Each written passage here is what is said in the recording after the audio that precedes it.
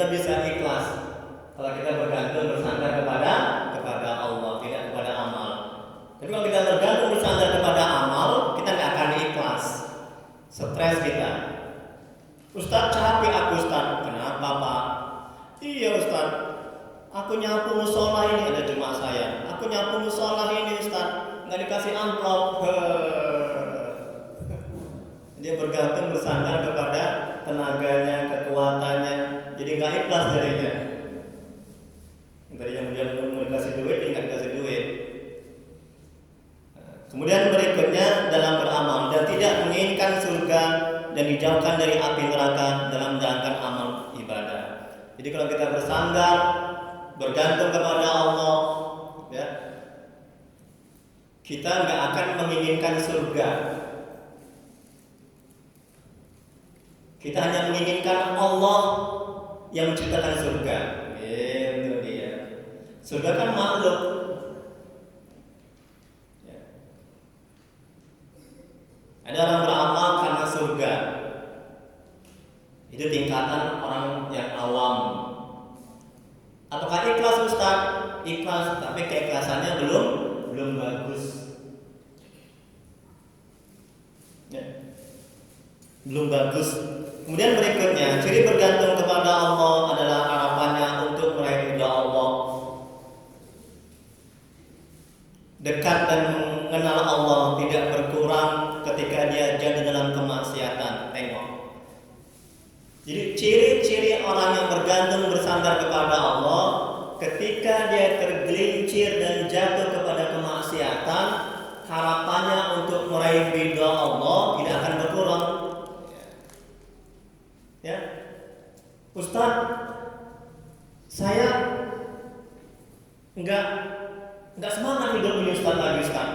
Saya ibadah, kemudian saya buat dosa, saya buat maksiat. Jadi enggak semangat Ustaz. Maksiat tobat. Ini Pak, hati-hati. Ya, hati-hati. Ini ciri-ciri orang yang bergantung bersandar kepada amal ibadah. Ketika dia tergelincir kepada maksiat dan dosa, nggak semangat lagi untuk bertobat, nggak semangat lagi dia untuk beramal ibadah. Nih bahayanya kalau kita bergantung bersandar kepada amal ibadah. Ya. Tapi kalau kita bergantung bersandar kepada Allah, kepada rahmatnya, ketika tergelincir kepada maksiat dan dosa, dia tetap bangkit bertobat, kembali kepada Allah. Ini kata Al-Imam. Ya. Kemudian dan tidak bertambah ketika dia melakukan kebaikan, ketika ketaatannya meningkat, ketika dia dekat kepada Allah, lebih mengenal Allah, rasa berharapnya juga untuk meraih rahmat Allah tidak akan meningkat juga. Jadi sama aja ketika buat maksiat dan ketika taat. Ini ciri-ciri orang yang bergantung bersandar kepada Allah. Masya Allah. Enak gak Bu? Terima kasih ya Pak Haji ya. Semoga Allah membalas kebaikan Pak Haji. Kalau kita diberi, kita doakan. Karena kita nggak bisa memberikan. Kenapa juga hikmahnya kita mendoakan? Agar hati tidak bergantung bersandar kepada yang memberi. Agar hati tidak terlalu memuji-muji, mendewakan. Oh, kalau nggak apa-apa, aku gimana? Nggak akan begitu, ya. Ini manajemen hati. Kita balikan. Kan ada kan orang Pak ya, ketika ditolong, kalau nggak bapak itu yang baik, yang hebat. Ada gitu kan Pak? Kalau nggak dia, Allahnya kemana? Allahnya kemana? Ya. Stres dia jadinya, sengsara, menderita. Dia lupa bahwa kebaikan yang dia terima itu kalau nggak atas izin Allah, kehendak Allah, lalu Allah yang menggerakkan hati orang itu untuk memberikan kepadanya, dia nggak akan bisa menerima. Pada hakikatnya itu semuanya perbuatan Allah. punya Allah melalui si hamba, sampaikan nikmat itu kepada kita. Oh, ini tasawuf. Ini halikam. Ya. Jadi kita nggak mendewa-dewakan, nggak terlalu memuji, nggak terlalu engge, nggak kalau nggak karena dia. Nah, syirik jadinya kan mensekutukan. Tidak karena Allah, bukan karena Allah. Kemudian berikutnya,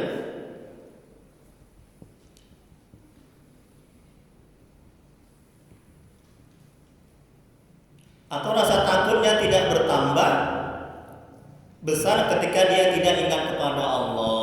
Juga harapannya tidak akan bertambah ketika dia mengingat Allah. Rasa takut dan harapnya selalu seimbang. Tengok, rasa takut kepada Allah dan harap kepada Allah itu seimbang, sama. Ya, kalau dia bergantung bersandar kepada Allah, takut dia kena azab, takut dia masuk neraka, harap dia mendapat rahmat Allah, harap dia mendapat ridha Allah, itu seimbang. Kemudian berikutnya, apabila kita melakukan suatu dosa atau ketinggalan satu wirid yang rutin, kemudian kita merasa jauh dari rahmat Allah atau kasih sayang Allah, ini menunjukkan kita berpegang dan bergantung kepada suatu amal. Suatu kali kita rajin wirid, ya rajin tahajud. Kemudian satu kali kita nggak tahajud, kita nggak wirid. Kemudian kita merasa jauh dari Allah, merasa ditinggali Allah, merasa Allah udah murka kali, udah marah kali. Nah, ini ciri-ciri bergantung bersandar kepada Allah. Ya hati-hati. Ya, hati-hati. Jangan mengandalkan amal. Nggak ada apa-apanya amal ibadah kita ini. Ya, nggak ada apa-apanya. Jauh dari kesempurnaannya. Jangan sombong. Ya. Jangan bersandar. Ya. Ya. Jangan menunjuk-nunjukkan amal kita. Ya. Jangan. Nggak ada apa-apanya. Stres orang. Demi Allah. Stres, sengsara, menderita. Kalau orang bergantung bersandar kepada amalnya, ya. Capek hidup ini kalau kita bergantung bersandar kepada amal, kepada suami, kepada anak, kepada bos, kepada jabatan. Ustaz, saya udah berobat Ustaz, kok nggak sembuh-sembuh Ustaz ya? Aduh, mati lah Ustaz. Ya Bu, ada nggak orang kayak gitu Pak? Ya Allah, bukan lagi ada, banyak.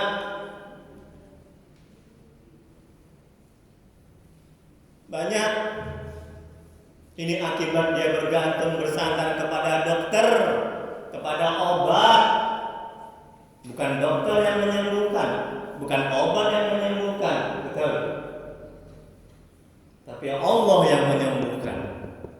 Kalau nggak atas izin Allah, nggak akan bisa sembuh. Buktinya kita minum obat, ada yang sembuh, ada yang nggak sembuh. Kalau memang obat itu yang menyembuhkan, pasti kita sembuh semua, sehat semua, betul? Kalau memang dokter yang menyembuhkan, menyehatkan, pasti orang berobat nggak ada yang nggak sembuh, pasti sembuh semua, pasti sehat semua. Ini menandakan Allah yang membuat sembuh, Allah yang menyembuhkan, Allah yang menyehatkan. Hati-hati kalau kita minum obat. Katakan sama obat, "Hai obat,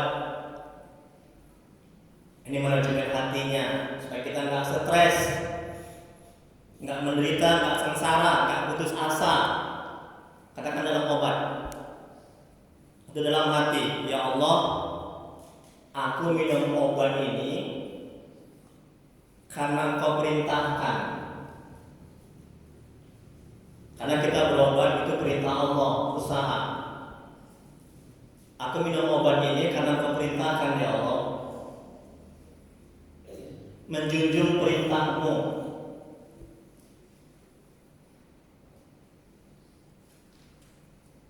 dan kesembuhan hanya milikmu. Ketika obat yang kita minum belum sembuh, kita nggak akan stres, sengsara, menderita. Kita tidak dapat pahala. Karena apa? Karena niatnya benar, niatnya lurus. Jadi minum obat tujuannya jangan ingin sembuh. Kalau tujuan kita ingin sembuh, ketika belum sembuh kita akan stres. Ini manajemen hati. Tapi niatkan kita minum obat itu untuk menjalankan perintah Allah sebagai ladang amal.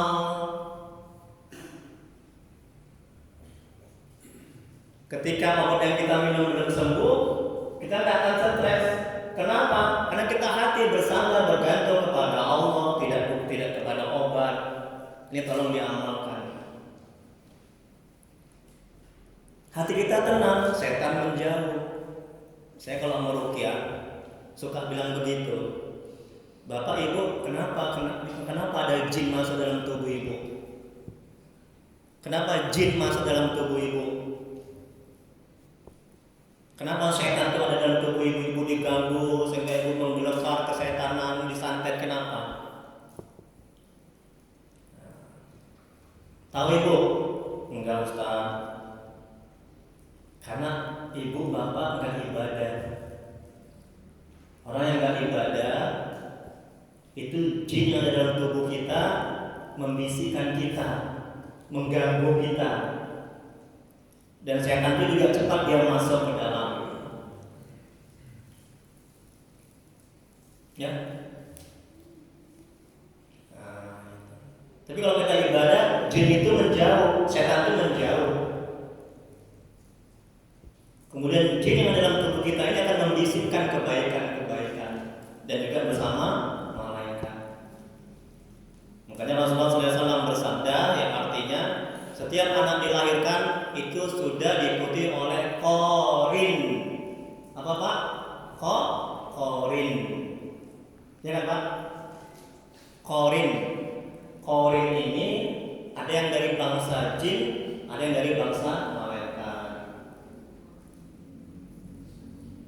Makanya qarin yang dari bangsa jin yang membisikkan keburukan, mengajak keburukan, namanya jin kafir. Kalau Nabi qarinnya sudah menjadi qarin jin muslim. Ustaz kok tahu? Itu aja kerjaan Ustaz. Kalau itu kemasukan setan, disantet segala macam, itu aja. Menggelepar. Siapa kamu? Aku adalah qarin. Gitu. Udah bukan dia lagi dalam tubuhnya, udah masuk jin. Baik, berikutnya 5 menit lagi ya. Nanti ada tanya jawab. Tanya jawab ya. Jadi tadi saya tanya berapa lama Ustaz? Lebih kurang 1 jam. Orang-orang yang sudah mengenal Allah dalam apapun keadaan mereka tidak berkurang harapannya kepada Allah. Baik mereka sedang melakukan taat atau diuji melakukan maksiat. Harap mereka kepada Allah tetap sama karena mereka tidak berpegang dan bergantung kepada amal ibadah mereka. Mereka berpegang dan bergantung kepada Allah, rahmat dan anugerahnya. Jangan kita bergembira karena sudah mengerjakan amal ketaatan, tapi bergembiralah karena Allah menganugerahkan rahmatnya. Tengok ini kan.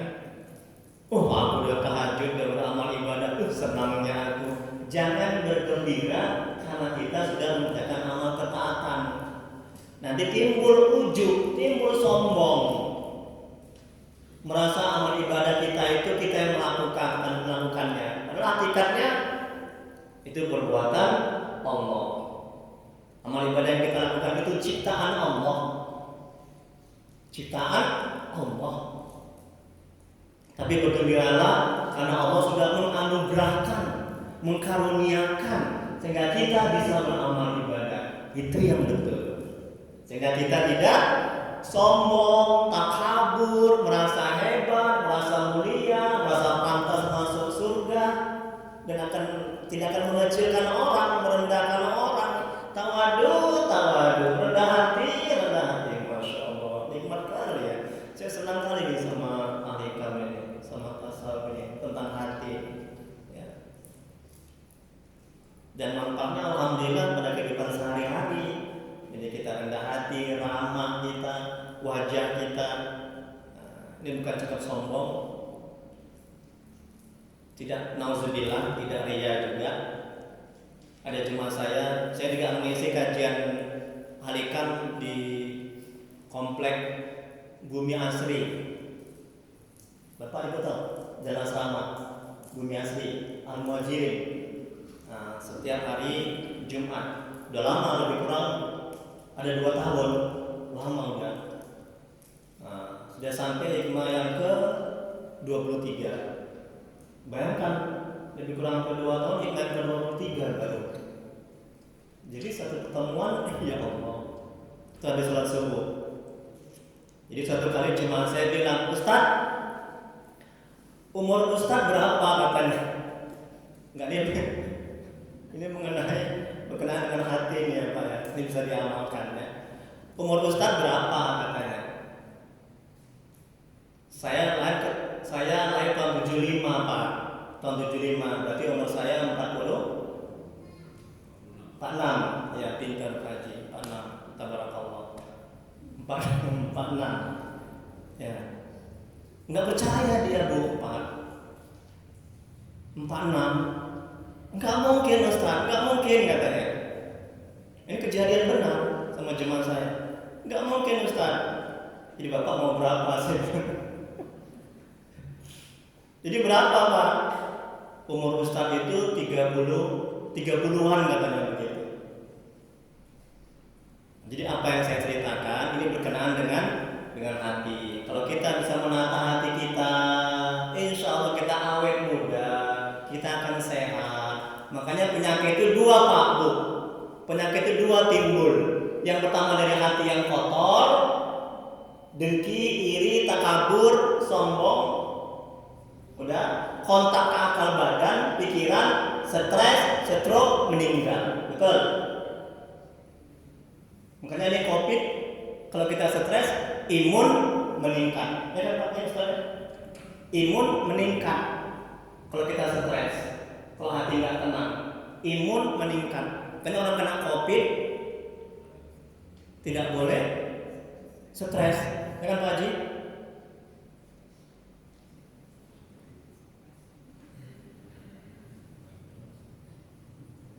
Kalau kita nggak stres, iman meningkat, hati tenang, iman meningkat. Makanya kita akan cepat sembuh. Kemudian berikutnya, ini tadi jangan kita bergembira karena sudah mengerjakan amal ketaatan, tapi bergembiralah karena Allah menganugerahkan rahmatnya sehingga kita bisa beramal.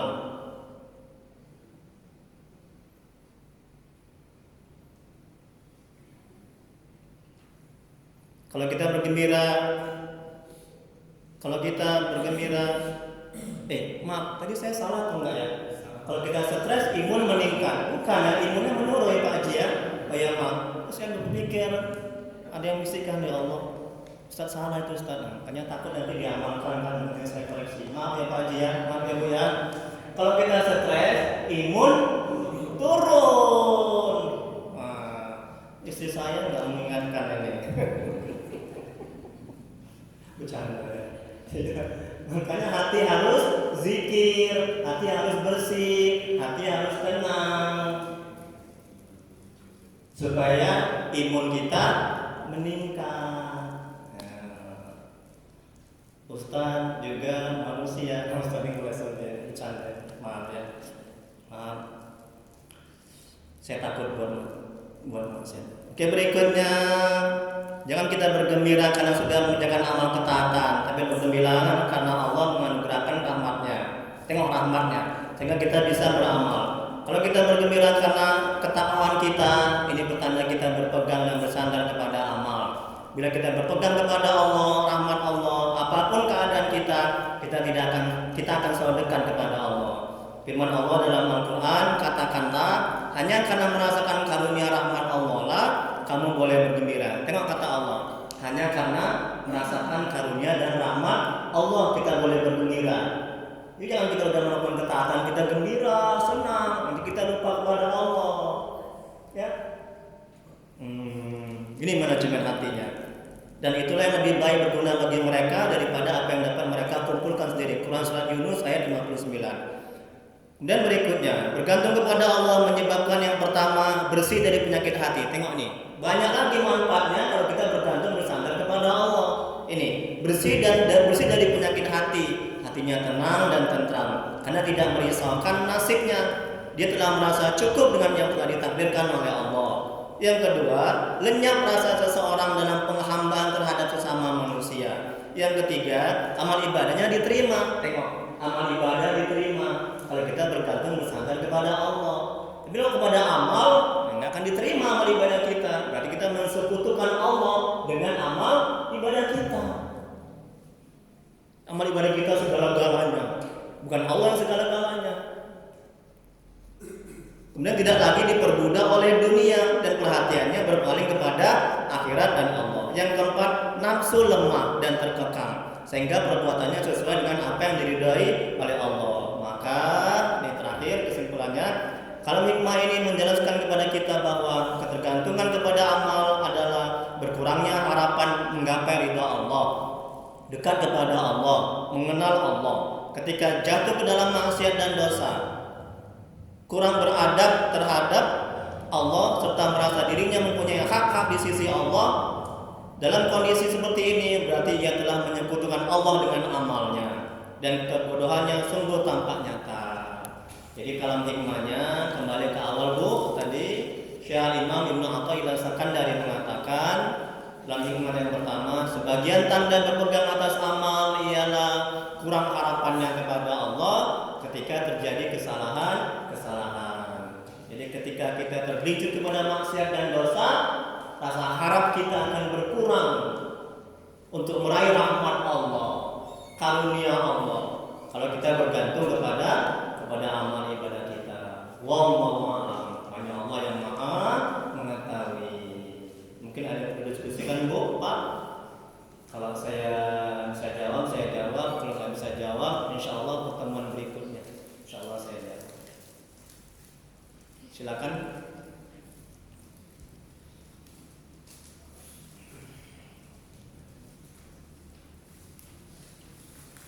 Ada yang perlu diskusikan? Kalau nggak ada, kita doa ya.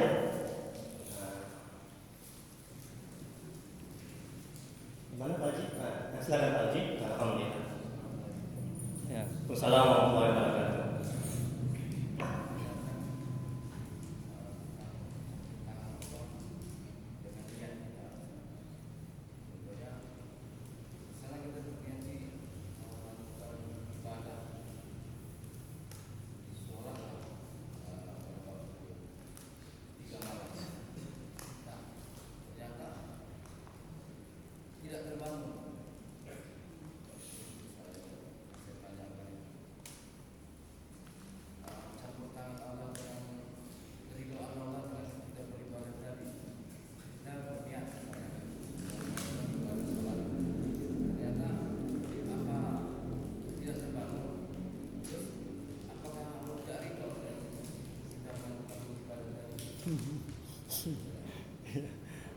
Alhamdulillah, Masya Allah, tabarakallah.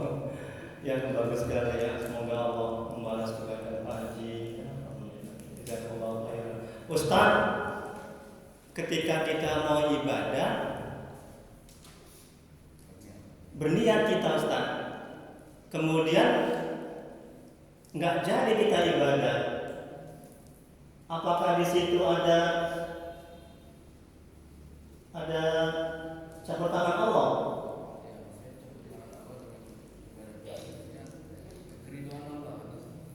Apakah Allah nggak ridho? Gitu. Iya. Apakah Allah nggak ridho karena kita gagal dalam beribadah? Kita gagal dalam beribadah, di situ ada keridhaan Allah.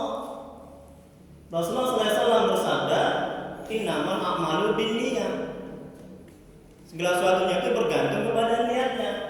Dan seseorang itu dibalas sesuai dengan kadar apa yang dia niatkan. Dalam hadis lain, kalau kita berniat baik, terlaksana, kita mendapat 2 pahala. Pahala berniat dan pahala melakukan. Kalau kita berniat baik tidak terlaksana, kita mendapat satu pahala.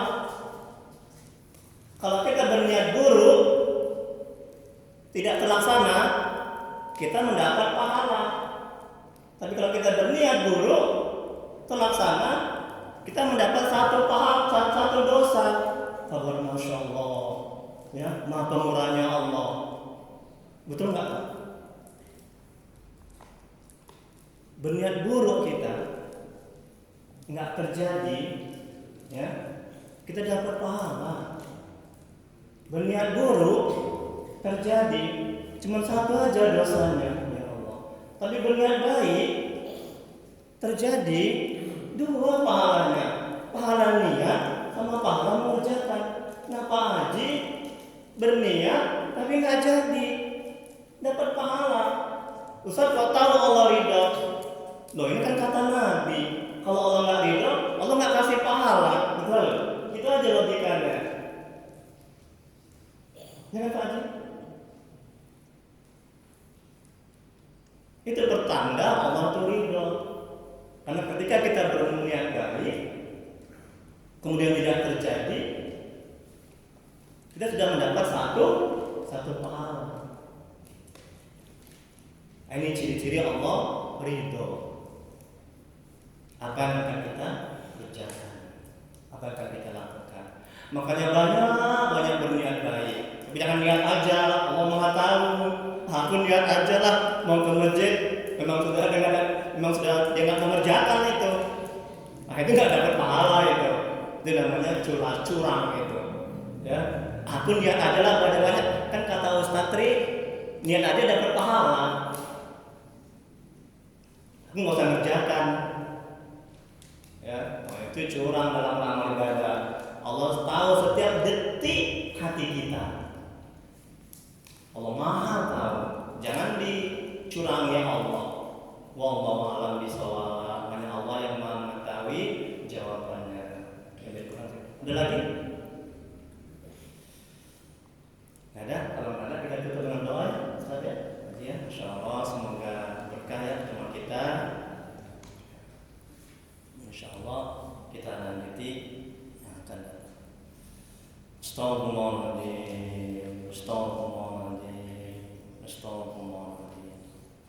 Allahumma salli ala sayyidina Muhammad wa ala alihi wasallam. Allahumma salli ala sayyidina Muhammad. Allahumma salli ala sayyidina Muhammad. Bismillahirrahmanirrahim. Alhamdulillahirabbil alamin. Hamdan fi ni'amahu wa yakfi mazidah. Ya Rabbana lakal hamdu kama yanbaghi li jalali wajhika wa 'azimi sultanik. Allahumma salli ala sayyidina Muhammad wa ala ali sayyidina Muhammad. Ya Allah ya Rahman ya Rahim. Dengan keberkahan dan kemuliaan Nabi Muhammad sallallahu alaihi wasallam dan sahabat-sahabat.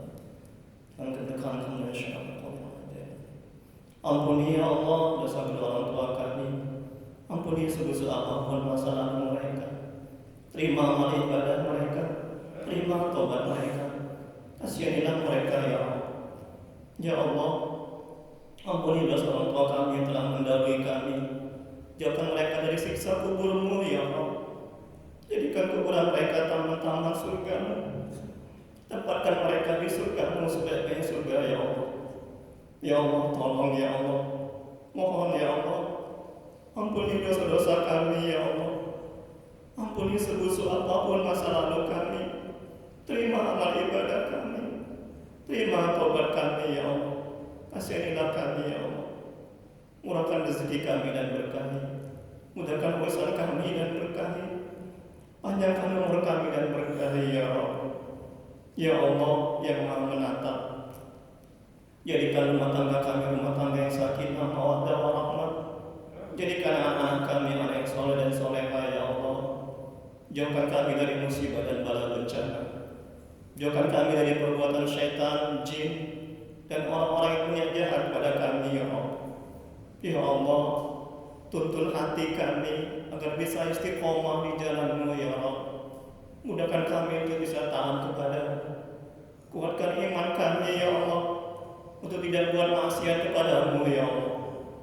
Ya Allah, mohon ya Allah, Jangan buat hati kami bergantung kepada makhluk ya Allah. Tuntun hati kami ya Allah.